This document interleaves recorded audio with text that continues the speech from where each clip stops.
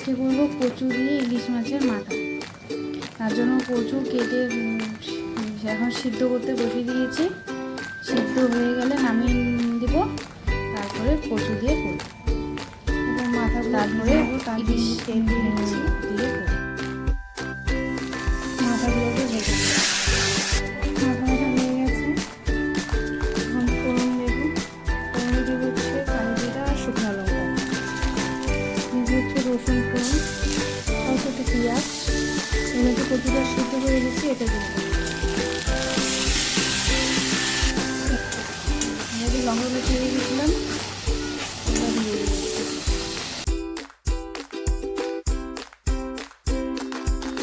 মাথাগুলো ভেজে রেখেছিলাম, ওটা দিয়ে দেবো।